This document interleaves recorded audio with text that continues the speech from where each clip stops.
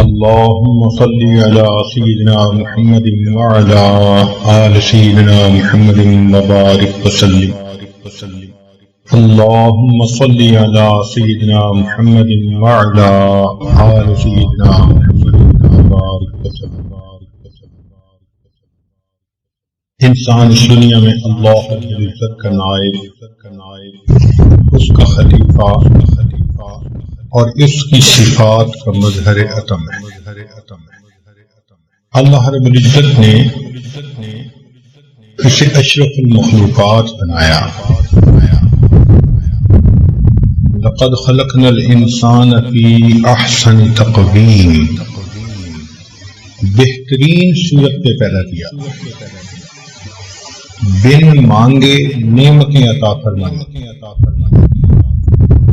ارشاد فرمایا وَإِن تَعُدُّوا نِعْمَةَ اللَّهِ لَا تُحْصُوهَا، اگر تم اللہ تعالیٰ کی نعمتوں کو گننا چاہو تم گن بھی نہیں سکتے. تو ان گنت نعمتیں عطا فرمائی. یہ جو کچھ ہمارے پاس ہے یہ ہمارا اپنا نہیں، یہ ادھار کا مال ہے، اور جو ادھار کے مال پہ فریفتہ ہوا پھرے اسی کو بے وقوف کہا جاتا ہے. ہر انسان کو اللہ تعالیٰ نے ایک مدت دے دی ہے، اس لیے جب بچہ پیدا ہوتا ہے تو اس سے پہلے لکھ دیا جاتا ہے کہ اس نے دنیا میں کتنا وقت گزار رہا ہے. ہم ایک جچے تلے وقت کے لیے دنیا میں آئے ہیں، ایک محدود وقت کے لیے دنیا میں آئے ہیں. ہمارے سانس گنے ہوئے، جب سانس کا سلسلہ ختم ہونے لگے گا تو گلے کا گھنگرو بجنا شروع ہو جائے گا. جیسے الارم بجتے ہیں نا، یہ گلے کا سانس تیز ہو جاتا ہے. مرتے آدمی کو کبھی دیکھا کریں تو گلے کا سانس جو تیز ہوتا ہے یہ اس کا گھنگرو بجتا ہے، الارم آ جاتا ہے. اذا جاء اجلهم فلا يستأخرون ساعة ولا يستقدمون. جب وہ وقت آ جاتا ہے نہ ایک لمحہ آگے نہ ایک لمحہ پیچھے، سب ٹھاٹھ پڑا رہ جاوے گا جب لاد چلے گا بن جائے. فلا يستطيعون توصية ولا إلى أهلهم يرجعون. اتنی فرصت بھی نہ ملے گی کہ اپنے پیارے اہل خانہ کو وصیت کر، کھڑے پیر جانا پڑے گا. اب اس ادھار کے مال کو ہم اگر اللہ تعالیٰ کی مرضی کے مطابق استعمال کریں گے اللہ تعالیٰ ان نعمتوں کو بڑھا کر دے دیں گے. اس کی مثال یوں سمجھ لیجئے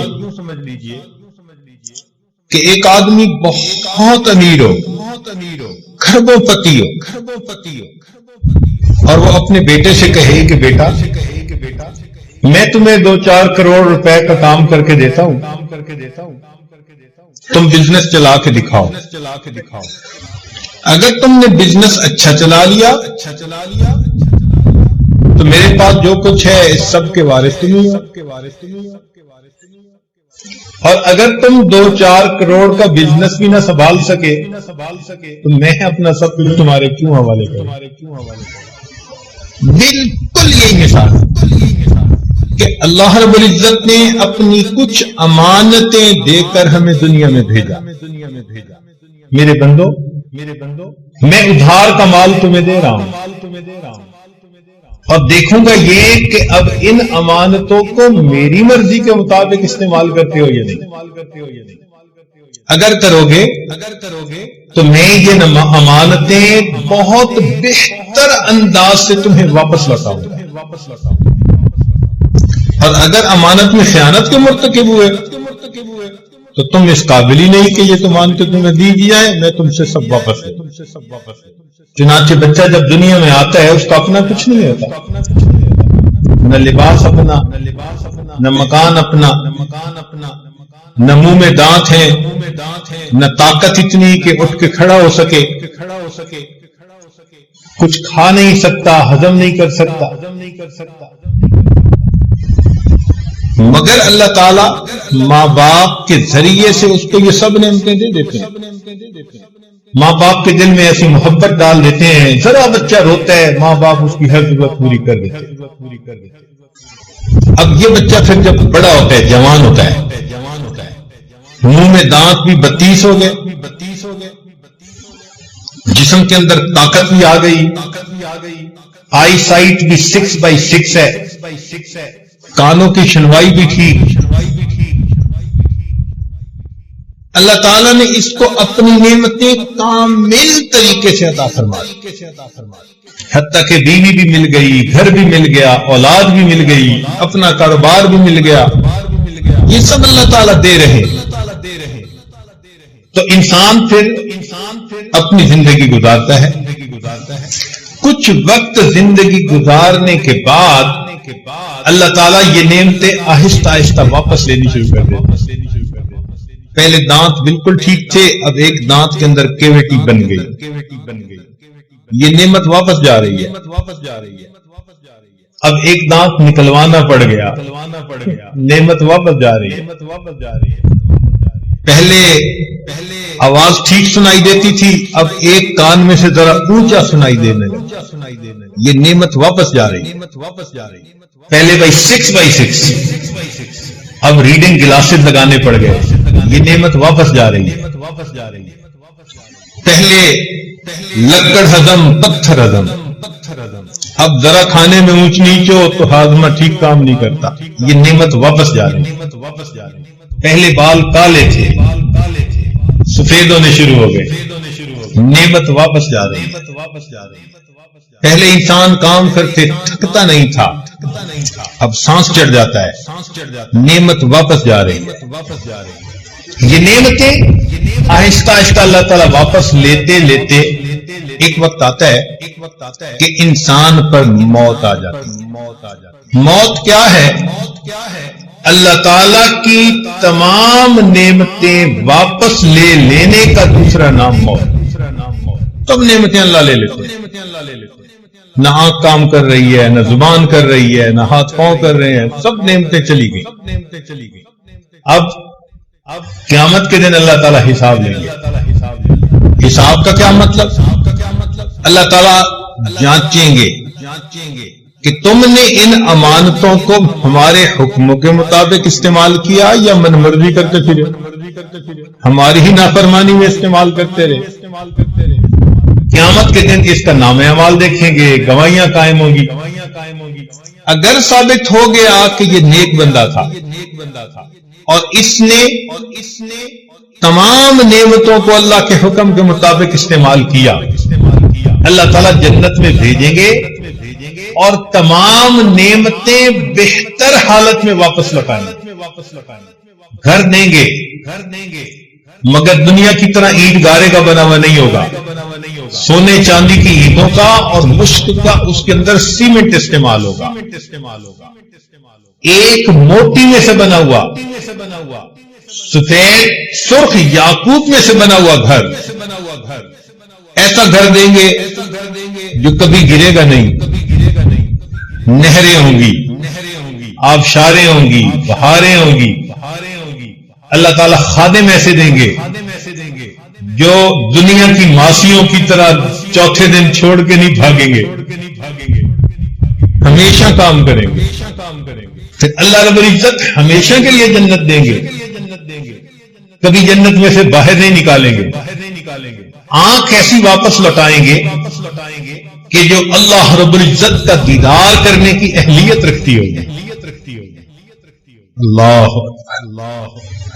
دنیا میں ٹھیک استعمال کیا اپنی آنکھوں کو، آج اس کا بدلہ اتنی بہترین آنکھیں دی گئی جو انبیاء کا دیدار کر رہی ہیں، جو نبی علیہ السلام کا دیدار کر رہی ہیں، جو اللہ رب العزت کا دیدار کر رہی ہیں. وہ آنکھیں عطا کر دی جائیں، وہ کان عطا کریں گے کہ اللہ رب العزت جنت میں قرآن مجید کی تلاوت کریں گے اور ایمان والے اس تلاوت کو سنیں گے. جوانی دی جائے گی جس کے بعد بڑھاپا نہیں آئے گا. چنانچہ مومن کی عمر جنت میں ہمیشہ 32 سال رہے گی. کہ 32 سال کا نوجوان بھرپور نوجوان ہوتا ہے اور عورت کی عمر 18 سال رہے گی، کہ 18 سال کی نوجوان لڑکی اپنے حسن و جمال میں سب سے زیادہ بہترین ہے، ایسی عمر ہمیشہ رہے گی، من پسند کا حسن دیں گے، ایسا ہاضمہ دیں گے کہ لذت لینے کے لیے کھائیں گے، پیٹ بھرنے کے لیے نہیں کھائیں گے، کھا کھا کے تھک جائیں گے، ایک ڈکار آئے گی، کھانا ہضم ہو جائے گا، پھر دوبارہ کھائیں گے، پکانے کی تکلیف نہیں دیں گے، اب جب جی چاہے گا ایک بادل آئے گا، دسترخوان لگے گا، پلیٹیں لگے گی، پکے بھنے ہوئے اس میں کھانے دے دیے جائے۔ میرے بندو تمہارا کام فقط انجوائے کرنا ہے، تم نے دنیا میں صبر کیا، تم نے دنیا میں امانت میں خیانت نہیں کی، تم نے ان نعمتوں کو ہمارے حکموں کے مطابق استعمال کیا، تم اس بات کے اہل ہو، تمہیں سجتی ہے یہ بات کہ ہم دنیا میں یہ نعمتیں تمہیں اور بہتر بنا دیں۔ کیسی وہ جگہ ہوگی؟ حدیث پاک میں آتا ہے کہ ایک جگہ ہوگی، ایمان والے وہاں جائیں گے اور ان کو اپنی من پسند کا حسن عطا کیا جائے گا۔ اللہ اکبر۔ آج تو جو چہرہ اللہ نے بنا دیا اس کو بدل نہیں نہ سکتے، آنکھیں گول ہیں بادامی نہیں بن سکتی، بادامی ہیں گول نہیں بن سکتی، چہرے کا جو کمپلیکشن ہے وہ بدل نہیں سکتا، عورتیں زیادہ سے زیادہ اوپر کچھ لیپ چڑھا دیتی ہیں مگر اس سے شکل تو نہیں نہ بدل جاتی، نقش نین تو وہی رہتے ہیں، ناک جیسے اللہ نے بنائی، اب اس کے اوپر موم کی ناک تو لگا نہیں سکتی، وہ تو ویسی کی ویسی، مگر جنت میں جیسا حسن چاہیں گی، امیجنری بیوٹی، خیالی حسن اس کو عطا کر دیا جائے گا۔ میرا چہرہ ایسا، میری رنگت ایسی، میرے دانت ایسے، میری آنکھیں، پلکیں، اللہ اکبر، جو سوچتے جائیں گے اللہ عطا کرتے چلے جائیں۔ فرمائیں گے وَلَكُمْ فِيهَا مَا تَشْتَهِي أَنفُسُكُمْ وَلَكُمْ فِيهَا مَا تَدَّعُونَ، جو تمہارا جی چاہے گا آج ہر نعمت ہم تمہیں عطا فرمائیں۔ اللہ اکبر کبیرہ، وہ کیسی جگہ؟ دنیا کے کپڑے آج بناؤ تو چند دنوں مہینوں کے اندر بوسیدہ ہو جاتے، پھر جتنا بھی امیر آدمی ہو کپڑے دھو کے پہنتا ہے، جنت میں دھونے کا مسئلہ ہی کوئی نہیں۔ حدیث پاک کا مفہوم کہ جنتی کے گھر میں انار کا درخت لگا ہوگا، جب کپڑے بدلنا چاہے گا اس انار کو کھولے گا اور اس میں سے ایک خوبصورت لباس فیکٹری کا پیک شدہ اس کو مل جائے گا، ہر مرتبہ نیا لباس پہنے گا، دھونے کا مسئلہ ہی نہیں۔ واہ میرے مولا، یہ اللہ تعالیٰ کا بوتیک ہے، ہر گھر میں ہر عورت کو دے دیا جائے گا۔ دنیا میں تمہیں بازاروں کے اندر جوتیاں چٹکانی پڑتی تھی، میچنگ کرنی پڑتی تھی، لو دیکھو ہم تمہیں کیسے کپڑے عطا کرتے ہیں۔ حدیث پاک کا مفہوم کہ جنت میں عورت کو ایسے کپڑے پہنائے جائیں گے اس کے ایک کپڑے میں سے 70,000 رنگ جھلک رہے ہو، یہ نعمتیں دے دی جائیں گی۔ کیوں؟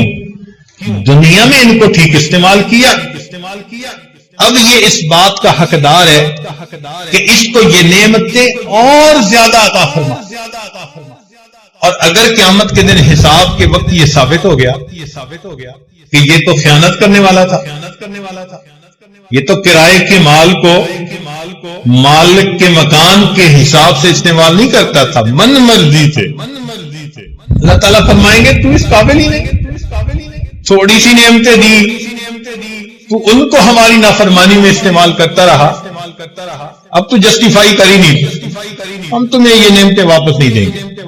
اللہ تعالیٰ یہ سب نعمتیں واپس لے لیں گے، چنانچہ موت کے وقت انسان سے یہ نعمتیں چھینی جاتی ہیں اور قیامت کے دن انسان کو کھڑا کیا جائے گا اس کے پاس یہ نعمتیں نہیں ہوں گی. سنیے قرآن عظیم الشان.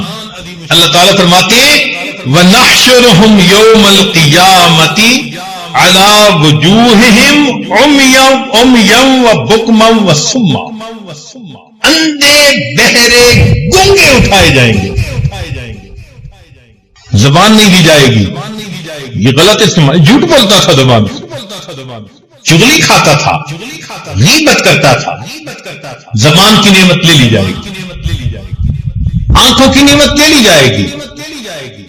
یہ تو غیر کی طرف حسرت بھری نگاہیں اٹھا کے دیکھتا تھا, اس قابل نہیں کہ اس کو آنکھیں ملے. اندھا کھڑا کریں گے. کانوں کی سنوائی اللہ تعالی سماعت واپس لے لیں گے, اور چہرے کا حسن بھی واپس. وَهُمْ فِيهَا كَالِحُونَ, بالکل کالے چہرے ہوں گے. جنتی یوم تبیض وجوہ, اور جہنمی یوم تسود وجوہ, کالے چہرے. لباس دنیا کا نہیں دیا جائے گا. سرابیلہم من قطران. اللہ اکبر. اللہ تعالیٰ فرماتے ہیں گندھک کا بنا ہوا لباس دیں گے. اتنا بدبودار ہوگا. فقہا نے لکھا ساری دنیا کے انسان, حیوان, چرند, پرند اگر مر جائیں اور ان کی لاشیں ایک جگہ پر اکٹھی کریں اور وہ گل سڑ جائیں, اتنی بدبو وہاں نہیں ہوگی اتنی بدبو جہنمی کے کپڑوں میں ہوگی. آج تو خوشبوئیں لگاتے ہیں نا جی, چھڑکتے ہیں اپنے اوپر. ایسے کپڑے جب پہنائیں گے مجھے تو لگتا ہے دم ہی گھٹ جائے گا. مکان بڑے نہیں دیں گے, کوٹھیوں میں رہنے والے, بڑے مکانوں میں رہنے والے. تو اس مکان میں ہماری نافرمانی کرتا تھا, اب تجھے مکان نہیں ملے گا. مکانن ضیقن, اتنا تنگ مکان ہوگا کہ وہاں رہ نہیں سکے گا. دعوا ہنالک ثبورا, موت مانگے گا. کہا جائے گا لا تدعوا اليوم ثبورا واحدا وادعوا ثبورا کثیرا. ایک موت نہ مانگو, جتنی چاہے موتیں مانگو, تمہاری جان نہیں چھوٹتی. تم اللہ کی امانتوں میں خیانت کر کے آنے والے لوگ ہو. تمہیں مزہ چکھائیں گے تم کس مالک و ملک کے حکم کو پس پشت ڈالا. موت بھی مانگے گا, موت نہیں آئے گی. اب تو گھبرا کہ یہ کہتے ہیں کہ مر جائیں گے, مر کے بھی چین نہ پایا تو کدھر جائیں. دنیا میں کھانے کھاتا تھا, ڈشز ہوتی تھی, دسترخوان بچتے تھے, اس کے سامنے مختلف قسم کے سوپ ہیں, پلاؤ ہیں, کھانے کی چیزیں. جہنم میں کھانے کے لیے زقوم دیا جائے. یہ اتنا کڑوا, اگر انسان صبح کے وقت اس کو اپنے ہونٹوں پہ لگائے تو شام تک کڑواہٹ منہ سے نہ جائے. اور کانٹے بھی ہوتے ہیں, مگر اتنا بھوکا ہوگا کہ اسے کھائے گا. جب کھائے گا تو کانٹے چبھیں گے, نہ اگلتے بنے گی نہ نگلتے بنے گی. پانی مانگے گا تو پینے کے لیے دنیا کی طرح اس کو ہنی کولا نہیں دیا جائے گا, بلکہ وہاں پر جہنمیوں کے زخموں سے جو خون اور پیپ بہے گی اس کو پیالوں کے اندر جمع کر کے پینے کے لیے دیا جائے گا. کہا جائے گا کہ پیو. ولا طعام الا من غسلین لا یاکلہ الا الخاطئون. غسلین کا ترجمہ مفسرین نے یہی کیا کہ خون اور پیپ جو بہے گا نا, آج تو کسی کا زخم ہو تو اس میں پیپ پڑ جائے تو اس کو صاف کرتے ہوئے ڈاکٹر بھی اپنے ناک کو ڈھانپ لیتے ہیں, اتنی بو ہوتی ہے. اس کو پیئیں گے, پیو اسے. آج تو گرمی ہوتی ہے نا تو ٹھنڈے پانی سے نہاتے ہیں، وہاں جہنم کی گرمی ہوگی، یصب من فوق رؤوسہم الحمیم، گرم کھولتا پانی سر پہ ڈالیں گے۔ اس دماغ میں بھس بھرا ہوا تھا، یہ ہمارے غیر کے بارے میں ہر وقت سوچتا رہتا تھا، غیر سے محبت کے دعوے کرتا تھا، میں تمہارے بغیر رہ نہیں سکتا، یہ بولتا تھا۔ آج اس کے دماغ کے اوپر کھولتا پانی ڈالو، یہ لوگوں کے دل دکھاتا تھا۔ اللہ تعالیٰ ایسی جگہ پہنچائیں گے، نار اللہ الموقدہ التی تطلع علی الافئدہ، آگ کی چنگاریاں اٹھیں گی اور گائیڈڈ میزائل کی طرح اس کے دل کو ٹارگٹ بنائیں گے۔ تم لوگوں کے دل دکھاتے تھے، آج تمہارا دل دکھائیں۔ تو موت نام ہے اللہ تعالی کی دی ہوئی ان نعمتوں کے چھن جانے کا۔ دوبارہ نعمتیں ملیں گی جب ہم قیامت کے دن پروو کر سکیں گے کہ مولا ہم نے ان صلاحیتوں کو تیرے دین کے لیے استعمال کیا، تیری محبت میں زندگی گزارتے تھے، تیری یاد میں جیتے تھے، تیرے کعبے کو جبینوں سے بسایا ہم نے، تیرے قرآن کو سینوں سے لگایا۔ یہ لوگ ہوں گے جو قیامت کے دن کامیابی پانے والے ہیں، اور جو دنیا میں مستیاں اڑانے والے، نمازوں کی پرواہ نہیں، حلال حرام کی تمیز نہیں، اولئک ما یأکلون فی بطونہم الا النار۔ اب سوچنے کی بات یہ ہے کہ ہمیں اللہ تعالی کی ان نعمتوں کو آئندہ اللہ تعالی کے حکموں کے مطابق استعمال، اگر غلط استعمال کریں گے تو ہم ڈسکوالیفائی ہو جائیں گے، خود ہی ڈسکوالیفائی ہو جائیں گے، ہم ان نعمتوں کے قابل ہی نہیں ہیں۔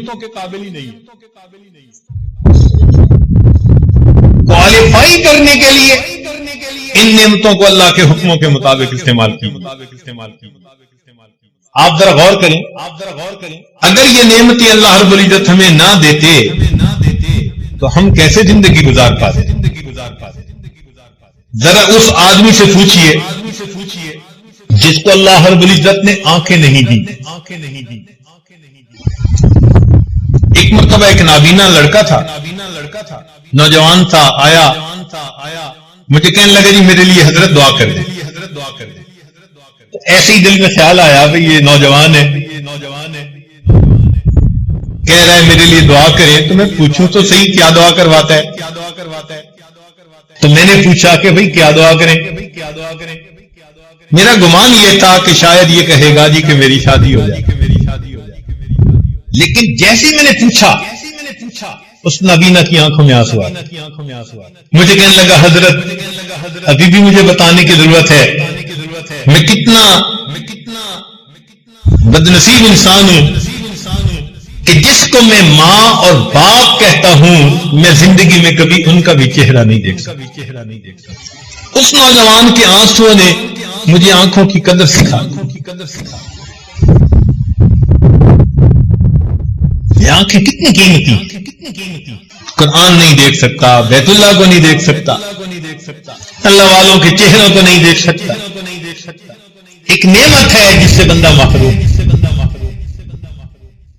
اس بندے کو دیکھو جس کی زبان کام نہیں کرتی، گونگا ہوتا ہے، اس کے اندر جذبات ہیں مگر اپنے جذبات کا اظہار نہیں کر سکتا، جس کی سماعت کام نہیں کرتی وہ اشاروں سے باتیں سمجھتا ہے۔ ہم نے ایک نوجوان کو دیکھا اتنا خوبصورت، لاکھوں میں کوئی ایک، رال ٹپک رہی تھی۔ میں نے پوچھا بھی خیریت تو ہے؟ کہنے لگے جی کہ اس کا دماغ کام نہیں کرتا۔ میں نے باڈی دیکھی تو حیران ہوا، اللہ لاکھوں میں کسی کو آپ اتنی خوبصورت جسمانیت دیتے ہوں گے مگر چونکہ دماغ نہیں تھا، منہ سے رال ٹپک رہی تھی اور اسے اپنا ہوش ہی نہیں۔ سوچئے اگر اللہ رب العزت دونوں ہاتھ نہ دیتے تو کیا ہوتا؟ جس کے دونوں ہاتھ نہیں ہوتے ذرا سوچئے وہ بندہ کھانا کیسے کھاتا ہو؟ پانی پینے میں دوسرے کا محتاج، کپڑے پہننے میں دوسرے کا محتاج، سردیوں میں بستر میں سو جائے تو اپنی رضائی کو ٹھیک کرنے میں دوسرے کا محتاج، جسم کی نجاست صاف کرنے میں دوسرے کا محتاج، ناک صاف کرنے میں دوسرے کا محتاج، کان کھجانے میں دوسرے کا محتاج، چہرے دھونے میں دوسرے کا محتاج، اس کی زندگی کیسے گزرتی ہوگی؟ ہم نے اپنی زندگی میں ایک مقتول یدین بندے کو دیکھا، اس دن احساس ہوا اللہ دونوں ہاتھوں کا سلامت رہنا آپ کی کتنی بڑی نعمت ہے۔ اللہ رب العزت نے دونوں پاؤں عطا کر دی۔ جن کے پاؤں نہیں ہوتے، کٹے ہوئے ہوتے ہیں، فالے زدہ ہوتے ہیں، ذرا ان سے ان پاؤں کی قدر و قیمت تو معلوم کر کے دیکھ کہ یہ تمام نعمتیں اللہ نے بن مانگے عطا فرما دی۔ کیا اس لیے دی کہ ہم اس کے حکموں کی نافرمانی کریں؟ نہیں، ہرگز نہیں۔ آنکھیں دی، قرآن بھی دیا، میری کتاب کو دیکھو گے اور اس سے پڑھو گے۔ پاؤں دیے تو مسجد بھی بنوا دی، ان پاؤں سے چل کے میرے گھر کی طرف جاؤ گے۔ زبان دی تو دین کی دعوت کا حکم بھی دے دیا، اپنی زبان سے میرے بندوں کو میری طرف بلاؤ۔ تو کیا ہم یہ تمام نعمتیں اللہ رب العزت کی مرضی کے مطابق استعمال کر رہے ہیں؟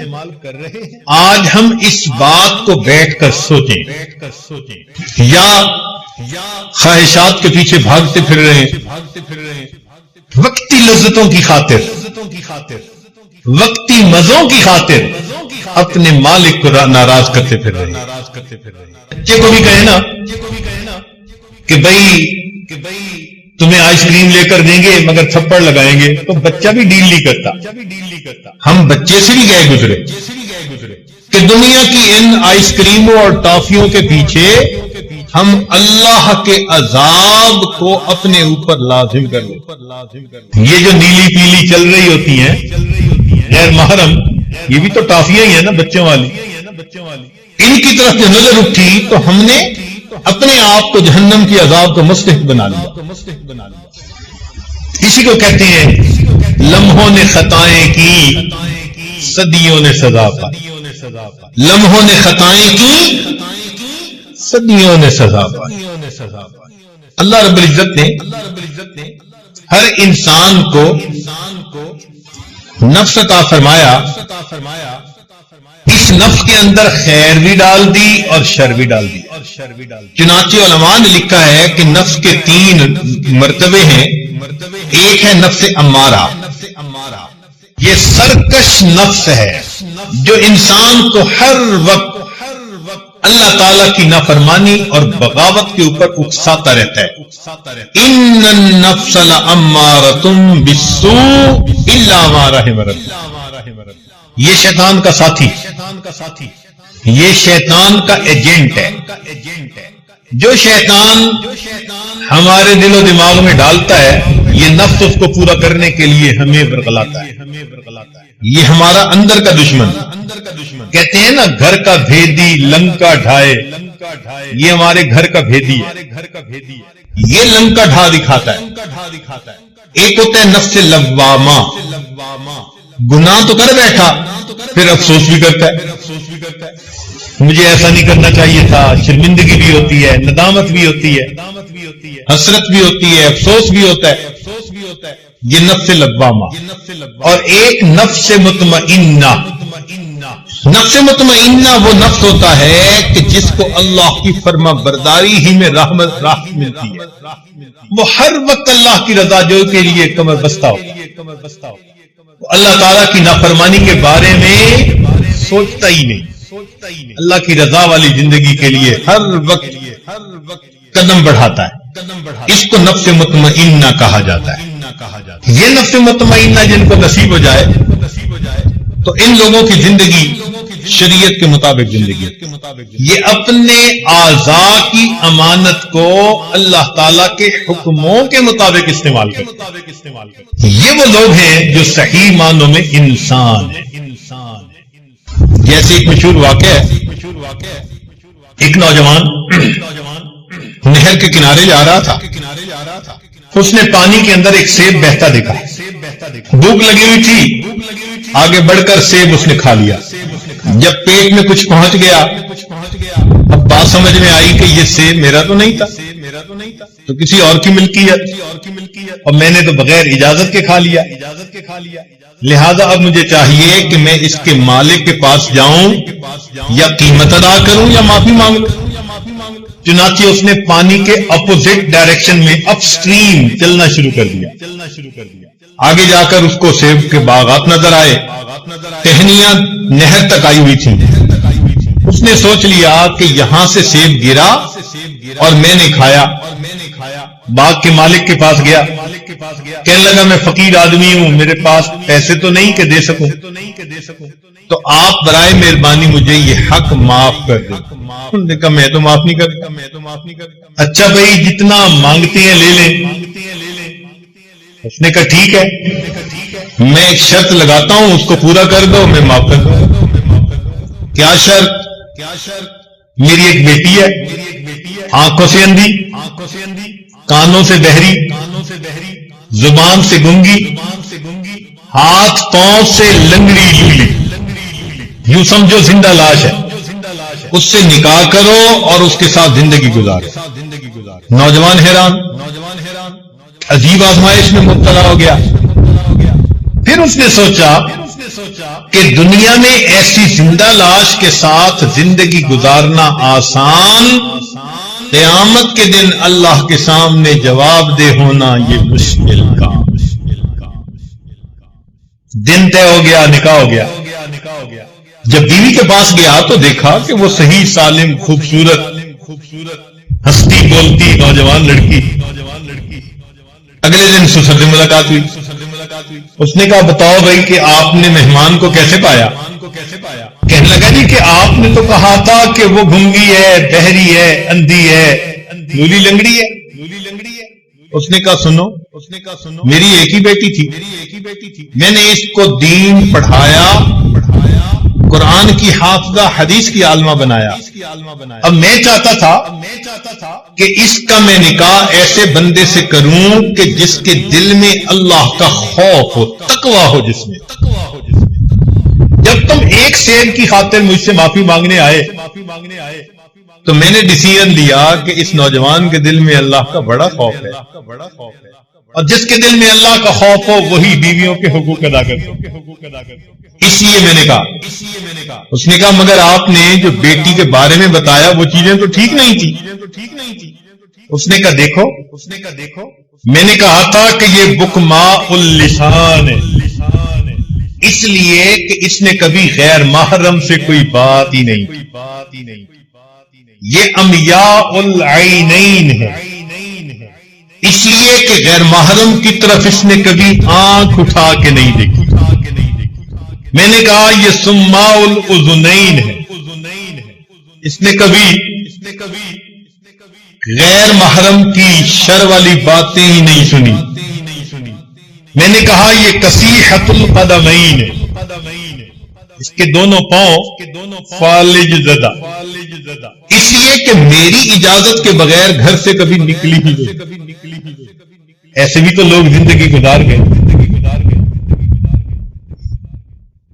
یہ ہے صحیح معنوں میں انسان کہ جن کے جسم کا ایک ایک عضو اللہ رب العزت کی رضا کے مطابق ہے۔ عبداللہ مبارک رحمۃ اللہ کو ایک عورت ملی جو ہر بات کے جواب میں اللہ کے قرآن کی آیت پڑھتی تھی۔ امام ربانی مجدد ثانی رحمۃ اللہ علیہ فرماتے ہیں اس امت میں ایسے بھی لوگ گزرے ہیں کہ ان کے گناہ لکھنے والے فرشتے کو 20 سال تک کوئی گناہ لکھنے کا موقع ہی نہیں ملا۔ یہ صحیح معنوں میں انسان ہے جن کا ہر عمل اللہ تعالیٰ کی مرضی کے مطابق، ان کے ہر عمل پر ان کے سینے میں نور بھر دیا جاتا ہے۔ یہ ایمان کا نور، اعمال کا نور، یہ قیامت کے دن ان کے کام آئے گا۔ اس نور کے ساتھ پھر یہ لوگ زندگی گزارتے ہیں۔ افمن کان میتا فاحییناہ وجعلنا لہ نور یمشی بہ فی الناس۔ اللہ تعالیٰ ان کو ایک نور عطا فرما دیتے ہیں، اس نور کے ساتھ وہ اللہ کے بندوں میں دین کا کام کر رہے ہو۔ ایک جگہ فرمایا افمن شرح اللہ صدرہ للاسلام فہو علی نور من ربہ۔ دیکھا آخر وہ جس کے سینے کو ہم نے اسلام کے لیے کھول دیا وہ اللہ کی طرف سے ایک نور پر ہے۔ یہد اللہ لنورہ من یشاء، اللہ جس کو چاہتا ہے اپنی نور کی طرف رہنمائی عطا فرماتا ہے۔ اللہ تعالیٰ فرماتے ہیں اپنے پیارے محبوب صلی اللہ علیہ وسلم کو ما کنت تدری ما الکتاب ولا الایمان ولکن جعلناہ نور نہدی بہ من نشاء من عبادہ۔ اس نور سے کاش کہ ہمارا بھی سینہ بھر جاتا۔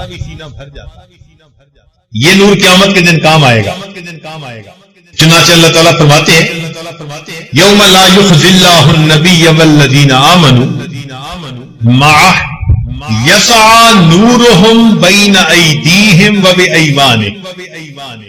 قیامت کے دن ایمان والے جب کھڑے ہوں گے تو ہر طرف گھپ اندھیرا ہوگا، ہر بندے کے سر پہ اس کے ایمان کی اعمال کا نور ہوگا اور اس روشنی میں وہ اپنا راستہ دیکھ، یہ ایمان کا نور ہوگا۔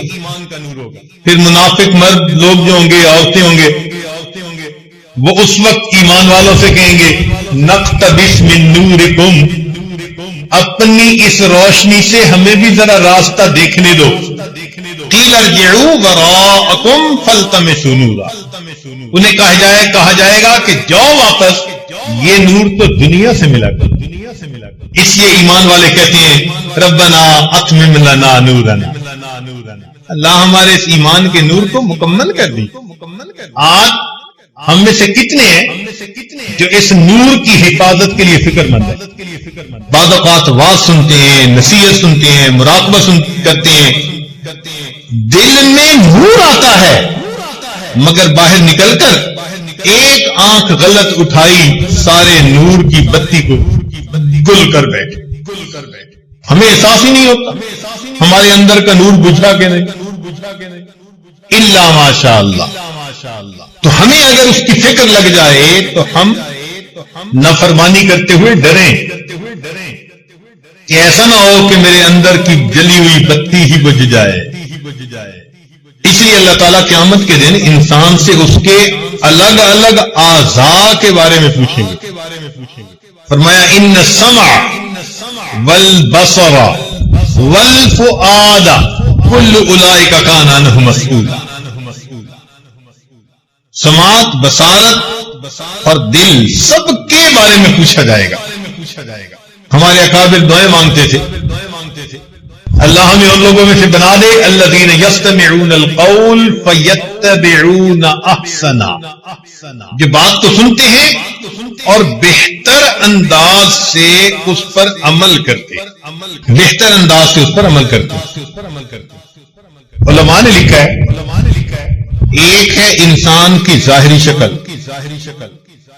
ایک ہے انسان کی اصلی شکل۔ وہ جو اصلی شکل ہے نا وہ اس کے اعمال کے حساب سے ہوگی، جیسا گناہ کرتا ہوگا اندر کی شکل ویسی ہوگی۔ جیسے فرمایا نا کہ اولئک کالانعام بل ہم اضل، یہ جانوروں سے بھی بدتر، اولئک هم الغافلون۔ کیوں کہ جانور تین طرح کے ہوتے ہیں، ایک شیر ہے، چیتا ہے، اس کو جب بھوک لگتی ہے تو وہ دوسرے کو کاٹ کھاتا ہے، پیٹ بھرا ہوتا ہے پھر اس کے اوپر چوہا چڑھ کے ناچے اسے پرواہ نہیں ہوتی۔ دوسری طرح کے جانور گائے، بھینس، بکری، یہ خود تکلیف اٹھا لیتے ہیں مگر اپنی خاطر دوسرے کو تکلیف نہیں دیتے۔ مثال کے طور پر آپ گائے کو 2 دن بھوکا رکھیں تو یہ دوسری گائے کو ٹکرے نہیں مارنی شروع کر دے گی، یا کسی دوسری گائے کو چبانا نہیں شروع کر دے گی، نہیں کھانا ملا برداشت کر لے گی، کھائے گی تو ہمیشہ سبزہ ہی کھائے گی، اپنی بھی ضرورت ہے پھر بھی دوسرے کو نقصان نہیں دے رہی۔ اور تیسرے جانور جیسے کہ سانپ اور بچھو، بچھو کے بارے میں مشہور ہے کہ یہ ہر چیز کو کاٹتا ہے۔ آپ ذرا اس کو کبھی غور سے دیکھیں، یہ دیوار کے ساتھ ہوگا تو دیوار کو ڈنگ مارنے کی کوشش کرے گا، چارپائی کے ساتھ ہوگا تو اس کے پائے کو ڈنگ مارے گا، یہ جس چیز کے قریب ہوتا ہے اسی کو ڈنگ لگاتا ہے۔ بندے کے قریب ہو تو بندے کو ڈنگ لگا، ایسا منحوس کہ اس نے نبی علیہ السلام کو بھی کاٹا۔ اللہ کے محبوب صلی اللہ علیہ وسلم نے فرمایا کہ یہ کتنا نامعقول ہے، نمازی اور غیر نمازی میں فرق ہی نہیں کرتا۔ اندھا جو ہے بچھو کی آنکھیں نہیں ہوتی اور سانپ کے پاؤں نہیں ہوتے۔ اب بتائیں کہ بچھو جب کاٹتا ہے کسی کو تو کون سے اس کو بھوک اتر جاتی ہے یا اس کی پیاس بجھ جاتی ہے؟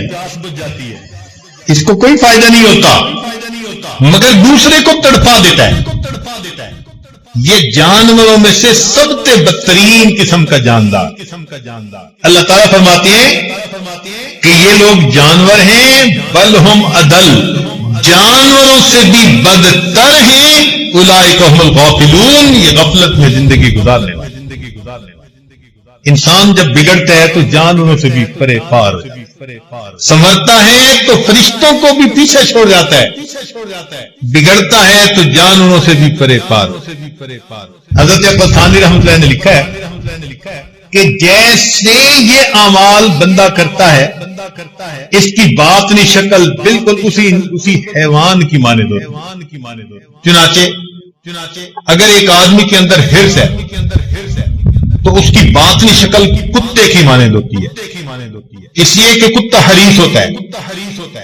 کہیں بیل مرا پڑا ہو اور کتا پہنچ جائے تو وہ اس بیل پہ دوسرے کتے کو نہیں آنے دے گا، حالانکہ یہ ایک مہینہ کھاتا رہے تو بیل کو نہیں کھا سکتا، مگر حرص اتنی ہے کہ یہ دوسرے کو جمع نہیں ہونے دیتا اپنے ساتھ۔ تو جو بندہ حریص ہو باطن میں اس کی شکل کتے کی مانند، جو بندہ جانتا ہو پھر عمل نہ کرے اس کی شکل گدھے کی مانند۔ کمثل الحمار یحمل اسفارا، اللہ تعالیٰ نے بتلا دیا کہ گدھے ہیں جن کے اوپر کتابیں لادی ہوئی، بوجھ لاد دیا، تو بے عمل انسان گدھے کی مانند۔ اور فرمایا کہ جو بے حیا ہوتا ہے وہ انسان باطنی طور پر سور کی مانند، اس لیے کہ سور ایک بے حیا جانور ہے، اور جو مکار ہوتا ہے تو باطن میں اس کی شکل بندر کی مانند۔ بندر میں بڑی عیاری ہوتی ہے، قوم یہود نے بھی عیاری کی تھی نا، اللہ تعالیٰ نے یوم سبت میں مچھلیوں کا شکار منع کر دیا، انہوں نے دریا کے کناروں پہ گڑھے بنا لیے، مچھلیوں کو گڑھے میں لے لیتے اور دوسرے دن پکڑ لیتے، انہوں نے اللہ کے حکم کو مسخ کر دیا۔ اللہ نے جواب میں فرمایا قلنا لہم کونوا قردۃ خاسئین، ہو جاؤ پھٹکارے ہوئے بندر۔ یہ باطن کی شکلیں ہیں جو اعمال کی طرح۔ اب اللہ جانے کہ ہماری باطن کی شکل کیا ہے۔ ظاہر کو تو سجا کے آ بیٹھتے ہیں نا مسجد میں، تیل لگا لیا، خوشبوئیں لگا لی، نہا دھو لیا، مگر یہ تو چہرہ ہم نے سجا لیا نا۔ جس کو دنیا دیکھتی ہے وہ چہرہ جسے پروردگار دیکھتے ہیں وہ پتہ نہیں انسان والا ہے یا حیوان۔ حضرت شاہ ولی مدد علی رحمۃ اللہ کے والد کا نام تھا عبد الرحیم رحمۃ اللہ، بہت بزرگ بندے تھے۔ تو ان کے دور میں دہلی میں ایک مجلوبہ عورت تھی، مگر وہ ایسے کھلے عام پھرتی تھی، نہ چہرہ ڈھانپتی تھی نہ سر ڈھانپتی تھی، اس کو لوگ منع بھی کرتے تھے، وہ سنتی نہیں تھی کسی کی، لوگ کہتے تھے پاگل ہے، بے وقوف ہے، دیوانی ہے، چھوڑو پڑے۔ بڑی مدت کے بعد ایک جگہ وہ کھڑی تھی کہ شاہ ولی اللہ محدث دہلوی رحمۃ اللہ کے والد ادھر سے گزر پڑے. جیسے اس عورت نے دیکھا وہ بھاگی اور کسی کی اس نے چادر اٹھائی اور اپنے آپ کو چادر میں لپیٹ لیا, چھپ گئی چادر میں. جب وہ چلے گئے تو یہ پھر اسی طرح چادر سے نکل کے باہر آ گئے. لوگوں نے کہا حیا کر, کہ اس بندے کو جاتے دیکھ کے تو بڑے لپٹ گئی اور اب پھر رہی ہے. اس مجذوبہ نے کہا کہ مجھے میرے پروردگار نے انسانوں سے پردہ کرنے کا حکم دیا. بڑی مدت کے بعد آج انسان دیکھ یہ جو بازار میں ہے کتے بلے خنزیر, ان سے میں کیا پردہ کروں. بالکل یہی واقعہ حضرت شاہ عبد العزیز رحمۃ اللہ علیہ کے ساتھ پیش آیا. یہ حضرت شاہ ولی اللہ محدث دہلوی رحمۃ اللہ علیہ کے جانشین ان کے بیٹے تھے, بہت بڑے عالم تھے. چنانچہ آخری عمر میں گھر میں مسجد ایک بنائی ہوئی تھی جس کو مسجد بیت کہتے ہیں, وہیں پر جماعت سے نماز پڑھ لیتے تھے. جمعہ کی نماز کے لیے جامع مسجد دہلی میں جا کے نماز پڑھتے. اب جو مریدین ان کے دل میں چلتے ہیں کہ ہم اپنے شیخ کا دیدار کریں, وہ پورا ہفتہ تڑپتے اور بیچارے جمعہ کے دن آ جاتے وقت سے پہلے, اور حضرت نے گھر سے مسجد میں جانا ہوتا تھا اس راستے میں دونوں طرف کھڑے ہو جاتے. حضرت جمعہ پڑھنے کے لیے نکلتے تو ایک بڑے میاں بڈھے صاحب ساتھ ہوتے جو خادم تھے آپ کے, اور حضرت جیسے نکلتے سر پہ ایک رومال ڈال لیتے. اس رومال کی وجہ سے وہ کھڑے ہوئے لوگوں کو درشن بھی نصیب نہ ہوتا. وہ بڑے مایوس ہوتے کہ ہفتے کا ایک دن اتنا انتظار اور محبوب گزر بھی گئی, مگر انہوں نے اپنے چہرے کو رومال سے ہی چھپا لیا. تو کسی نے ان کے خادم بڑے میاں کو کہہ دیا, تو وہ بڈھے صاحب جو تھے وہ کہنے لگے حضرت یہ بھی عجیب بات ہے, ایک تو ہفتے کے بعد گھر سے نکلے اور اگر لوگ انتظار میں کھڑے ہوئے تو چہرے کو رومال سے چھپاویں. تو جب اس نے یہ پوچھا نا تو حضرت نے اپنا رومال اس بڈھے کے سر پر ڈال دیا. کہتے ہیں جیسے سر پہ ڈالا وہ چیخ اٹھا. حضرت نے رومال ہٹا لیا. لوگوں نے پوچھا تجھے کیا ہوا؟ کہنے لگا جیسے ہی میرے سر پر رومال ڈالا گیا مجھے یوں لگا کہ بازار انسانوں سے نہیں بلکہ جانوروں سے بھرا. شاہ صاحب نے پھر اسے بات سمجھائی کہ دیکھو میں جب باہر نکلتا ہوں مجھے ان کی اصلی شکلیں نظر آتی ہیں کشف کی نظر میں, اس کو میں نہیں دیکھنا چاہتا, اس لیے میں اپنے رومال کو درمیان میں آڑ بنا لے. ہو بہو اسی گن کا واقعہ حضرت مولانا احمد علی لاہوری رحمۃ اللہ کے ساتھ پیش آیا. وہ اپنے درس قرآن میں سنایا کرتے تھے. فرماتے تھے کہ میں ایک دفعہ بازار میں جا رہا تھا, ایک مجذوب ملا, مجھے دیکھ کر پوچھتا ہے احمد علی انسان کہاں بستے ہیں؟ میں نے دیکھا بازار بھرا ہوا. میں نے کہا حضرت یہ انسان ہی تو ہیں. جیسے میں نے کہا انہوں نے ایک بڑی عجیب سی نظر مجمع پہ ڈال کے کہا کہ یہ سب انسان. وہ کہتے ہیں کہ جب انہوں نے کہا نا یہ سب انسان ہیں تو اس بات کا میرے دل پر ایسا اثر ہوا کہ مجھے بازار کتے بلے خنزیر کے ساتھ بھرا ہوا ہے. جب میری کیفیت ختم ہوئی تو وہ اللہ والے جا چکے تھے.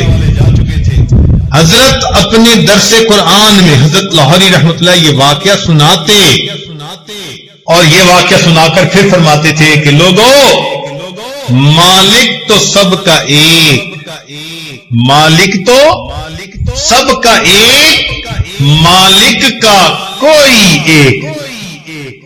مالک تو سب کا ایک, مالک کا کوئی ایک. ہزاروں میں نہ ملے گا لاکھوں میں کوئی دیکھ. تو معلوم نہیں اندر کی شکل کیا بنا لی ہم.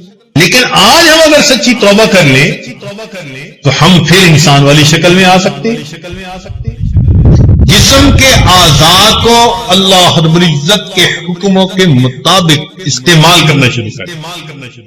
چنانچہ قیامت کے دن انسان کے گناہوں پر 8 گواہ ہوں گے. مختصر طور پر 4 گواہ کہہ دیتے ہیں، لیکن اگر تفصیل اس کی میں جائیں تو قیامت کے دن ہر انسان کے گناہ پر کتنے گواہ ہوں گے؟ 8 گناہ ہوں گے. گواہوں کے نام بھی گنوا دیں یا آگے چلیں؟ سنیے گناہوں کے نام کیا کیا، ان گواہوں کے نام کیا ہیں اور ان کی تفصیل کیا ہے. سب سے پہلے قیامت کے دن انسان کے گناہوں پر گواہ انسان کا وقت، زمان. حدیث پاک میں آتا ہے ینادی کل یوم انا یوم جدید وانا فیما تعمل فی شہید. میں تمہارے اوپر ایک نیا دن آیا ہوں اور اس دن میں تم جو اعمال کرو گے میں قیامت کے دن ان اعمال کی گواہی دوں. اب یہ گواہی کیسے دے گا اللہ جانے، مگر سب سے پہلا گواہ زمان، دوسرا گواہ واللسان، انسان کی زبان. اللہ تعالیٰ فرماتے ہیں یوم تشہد علیہم السنتہم، قیامت کے دن ان کی زبانیں ان پر گواہی دیں گی. جھوٹ بولا، غیبت کی، چغلی کھائی، بہتان باندھے، دل دکھایا دوسروں کا، زبان گواہی دے. مجھے اس مقصد کے لیے استعمال کیا جاتا تھا اور اللہ والے اسی زبان کو اللہ رب العزت کی دین کی دعوت کے لیے استعمال کرتے. اللہ اکبر کبیرہ. امام ابو داؤد رحمۃ اللہ علیہ حدیث پڑھاتے تھے، بہت بڑا مجمع ہوتا تھا.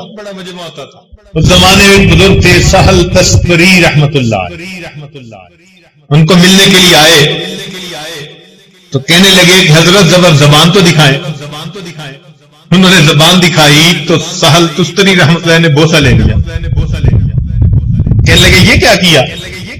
فرمانے لگے کہ جو زبان سارا دن میرے محبوب کا کلام پڑھ کر دنیا کو سناتی ہے، میں اس زبان کا بوسہ نہ لوں تو کیا.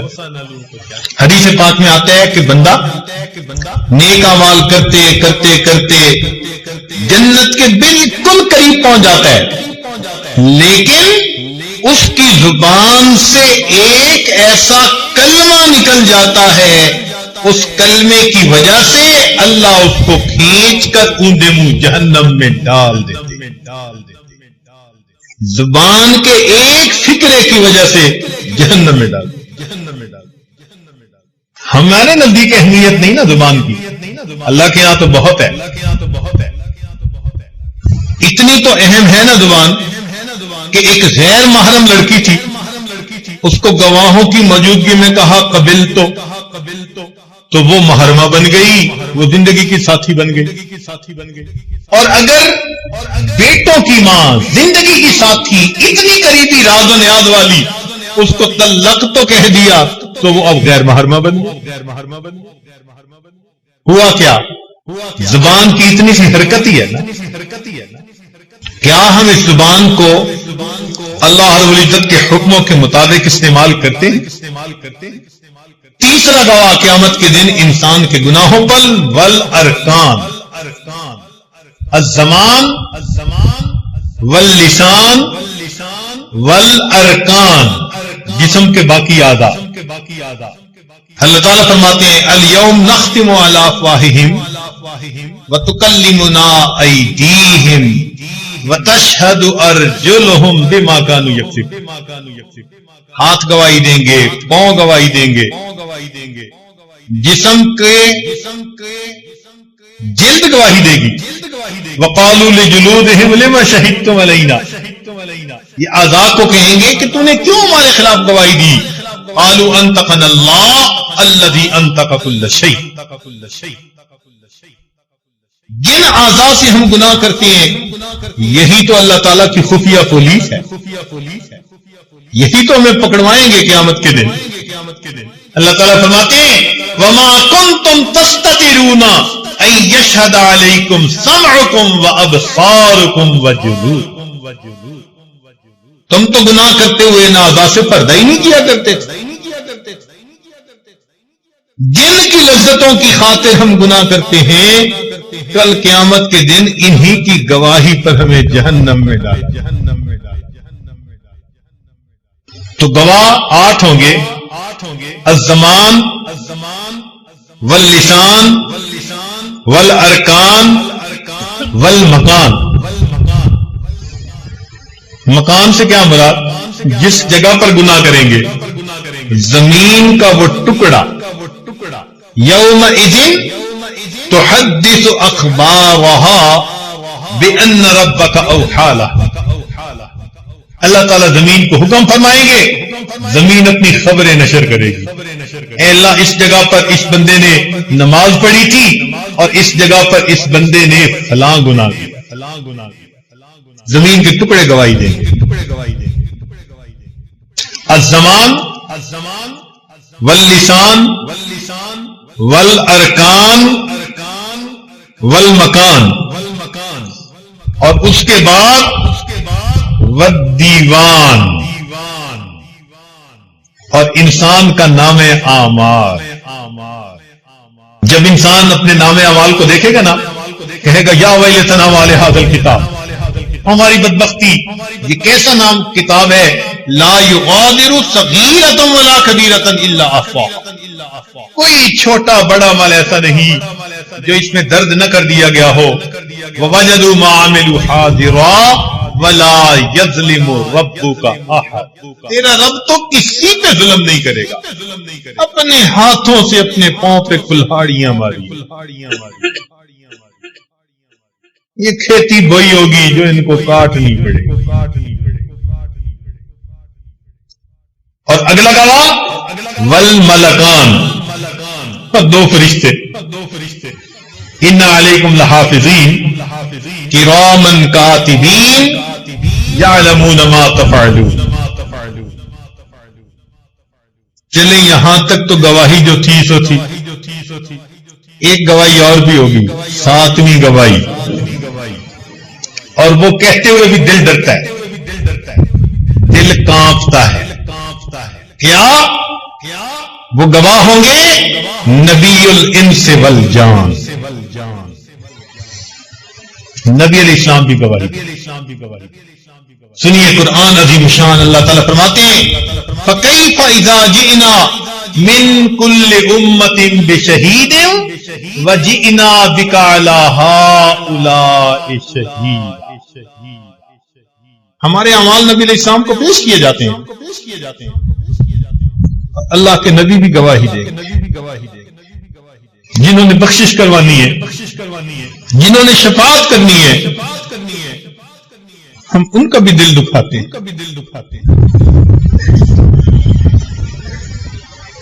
ایک شاعر نے کوئی اچھے اشعار لکھے تو ایران کا ایک آدمی تھا, اس کو پسند آئے. وہ شاعر سے ملنے کے لیے آیا, سمجھا کہ یہ کوئی بڑا اللہ والا ہوگا. جب آ کے دیکھا تو وہ بیٹھا اپنی داڑھی کو مونڈ رہا. تو اس بندے نے دیکھا تو اس نے ایک آہ بھری. تو شاعر اسے کہنے لگا کہ کیوں تم ٹھنڈی آہ بھر رہے ہو, میں اپنی داڑھی کو تراش رہا ہوں, کسی کے دل کو تو نہیں تراش. اس نے کہا خدا کے بندے, تو کسی عام بندے کے دل کو نہیں تراش رہا, تو میرے محبوب صلی اللہ علیہ وسلم کے دل کو تراش رہا. ایسی دل پر بات بیٹھی, سچی توبہ کر کے کہنے لگا جزاک اللہ کہ چشمم باد کر دی, مرابا جانے جاں ہمراد کر. تجھے اللہ جزا دے کہ تو نے میری آنکھیں کھول دی اور تو نے مجھے میرے جان جاں سے ملا دیا. تو یہ جو گناہ ہم کرتے ہیں نا, اللہ رب العزت کے محبوب کو پیش کیے جائے, اعمال پیش ہوتے ہیں. اللہ کے محبوب کیا سوچتے ہوں گے, انہوں نے میرے تہجد کے آنسوؤں کی کوئی قدر نہیں. میں ان کی خاطر راتوں کو روتا تھا، اللہ سے مانگتا تھا۔ کلمہ پڑھنے والے، میری محبت کے دعوے کرنے والے، یہ تنہائیوں میں شیطان کے ساتھی بنتے ہیں، اللہ رب العزت کے حکموں کی نافرمانی کرتے ہیں۔ ہمیں توبہ کرنی چاہیے۔ ہم نے آج تک اللہ کے محبوب صلی اللہ علیہ وسلم کو کتنی اذیت پہنچائی۔ اور آٹھواں گواہ جس کو کہتے ہوئے اور زیادہ ڈر لگتا ہے، سات گواہ، الزمان واللسان والارکان والملکان والمکان والدیوان اور نبی الانس والجان، اور آخری گواہ الرحمن۔ اللہ رب العزت خود بھی گواہ۔ سنیے قرآن عظیم شان، اللہ تعالیٰ ارشاد فرماتے ہیں وَلَا تَعْمَلُونَ مِنْ عَمَلٍ إِلَّا كُنَّا عَلَيْكُمْ شُهُودًا۔ تم جو بھی عمل کرتے ہو ہم تمہارے اوپر گواہ ہیں۔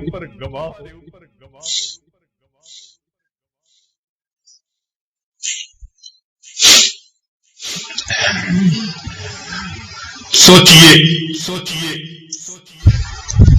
یہ نافرمانی ہمیں کہاں لے ڈوبے گی؟ آج وقت ہے ہم اللہ رب العزت کے سامنے سچی توبہ کر لیں۔ میرے مولا، ہم آپ کے سامنے آپ کے حکموں کی نافرمانیاں کرتے رہے، آج احساس ہوا ہم سچی توبہ کرتے ہیں۔ میرے مولا آپ سے معافیاں مانگتے ہیں، اے اللہ معاف کر دیجئے۔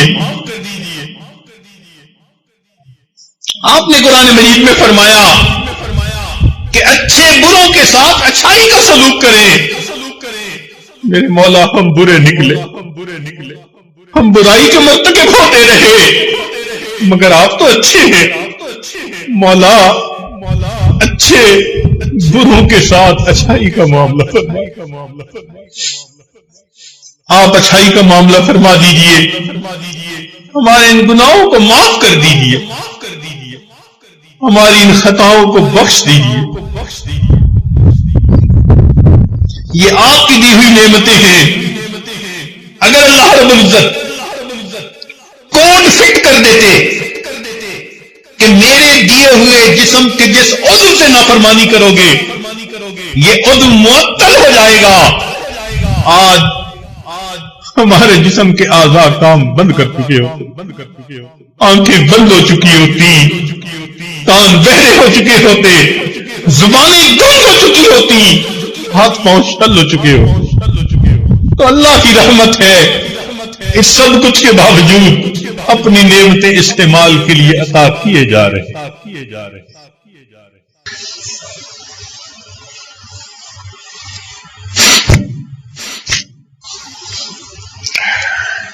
تو ہمیں چاہیے کہ ہم اپنے گناہوں سے سچی توبہ کر کے آئندہ گناہ کے موقعوں سے بچنے کی کوشش کریں۔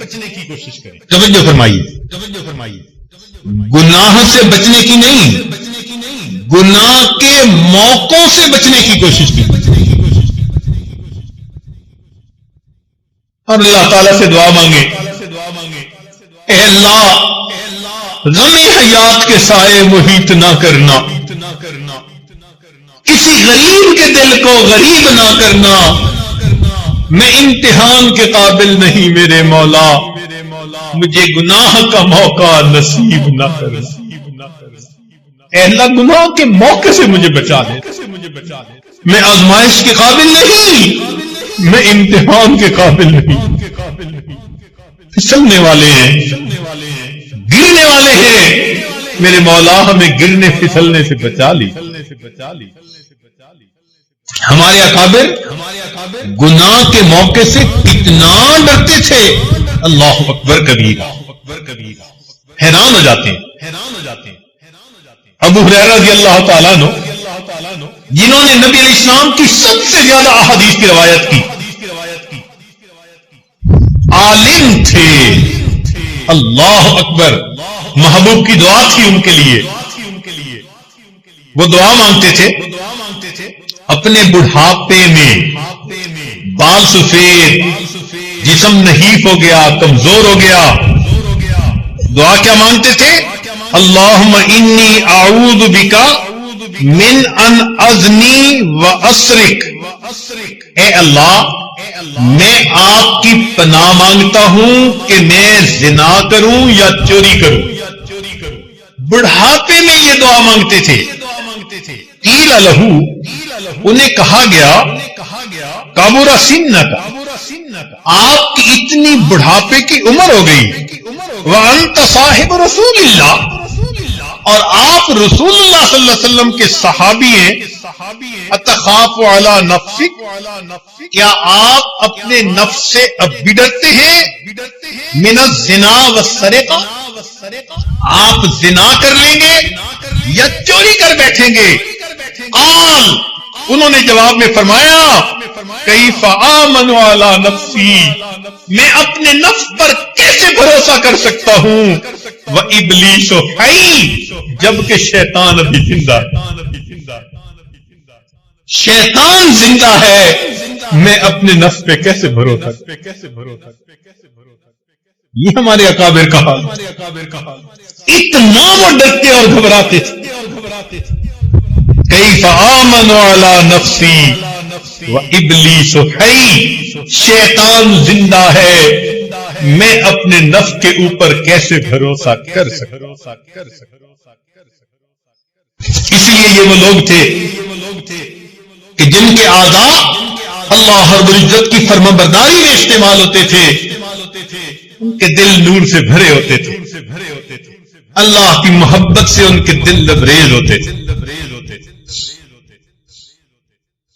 اسی لیے وہ ایک نوجوان کا واقعہ جو مالک ابن دینار رحمت اللہ علیہ کے سامنے مینا کے میدان میں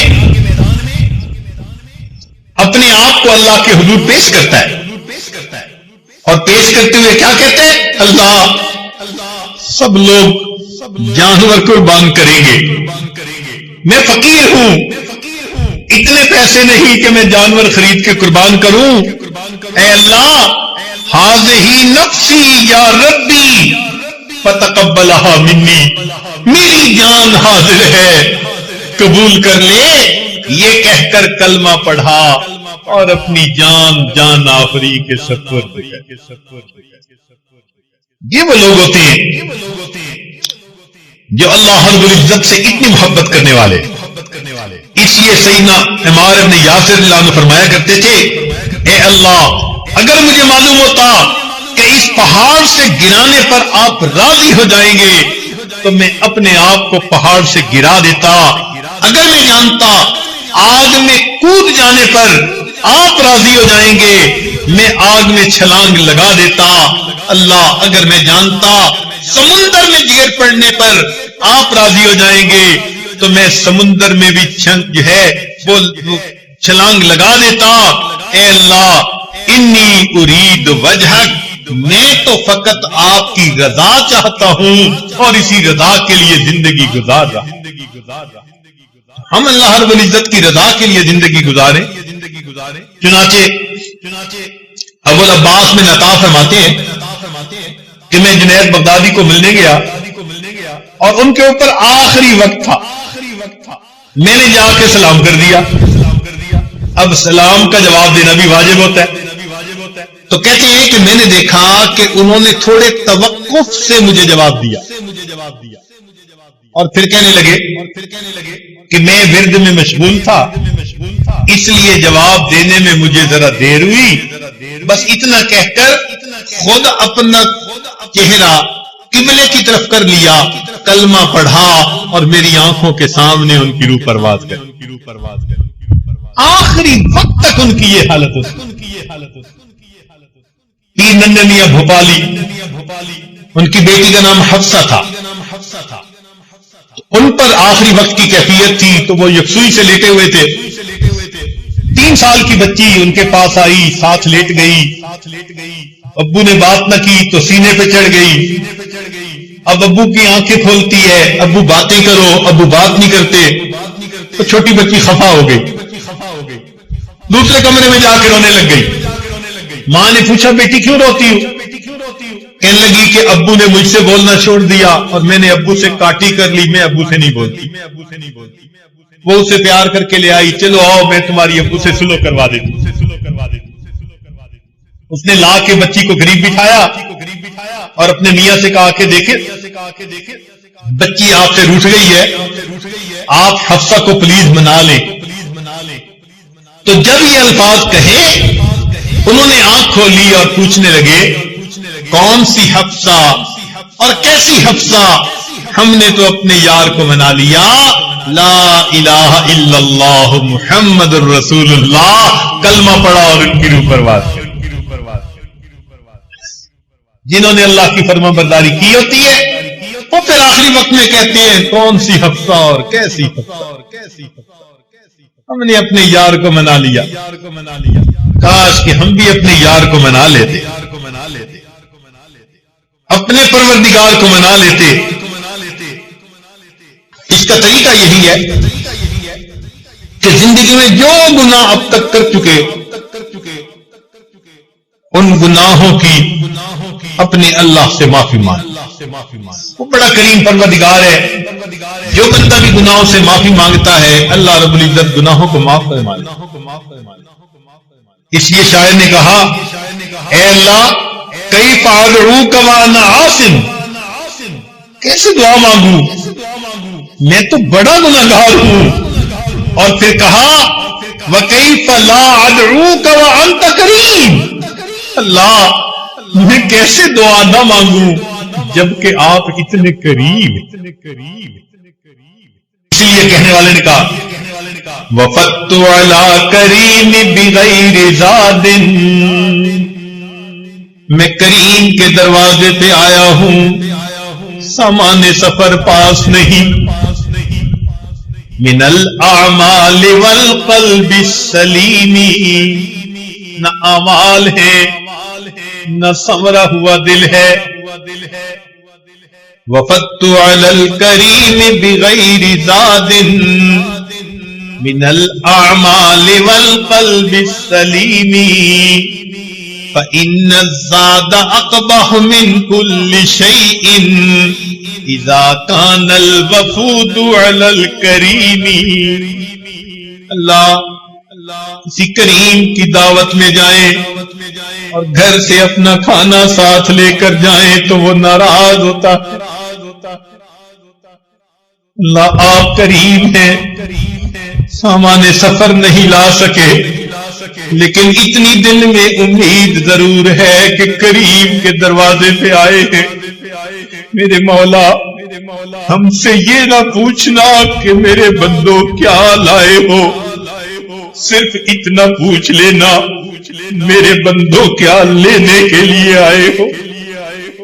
ہم آپ کے دروازے پہ حاضر ہیں میرے اللہ، ہم اس کا جواب نہیں دے سکیں گے۔ اگر آپ نے پوچھا کہ کیا لائے ہو، آپ کریم ہیں، اتنا پوچھ لینا میرے بندوں کیا لینے کے لیے آئے ہو۔ اللہ رب العزت ہمیں اپنی رضا والی زندگی گزارنے کی توفیق عطا فرمائے۔ اب آخری بات، اللہ تعالیٰ کے ہاں ایک دستور ہے کہ بندہ جو بھی گناہ کرتا ہے تو سزا اسی عمل کی جنس سے دی جاتی ہے۔ جو بھی گناہ کرتا ہے تو بندے کو جو سزا ملتی ہے وہ اسی عمل کی جنس میں سے دی جاتی ہے۔ مثال کے طور پر جو بدنگاہی کا مرتکب ہوا، حدیث پاک میں آتا ہے کہ قیامت کے دن لوہے کی سلاخیں گرم کر کے ان کی آنکھوں میں سلائی پھیری جائے گی، جن سے عمل میں سے ان کو سزا دی گئی۔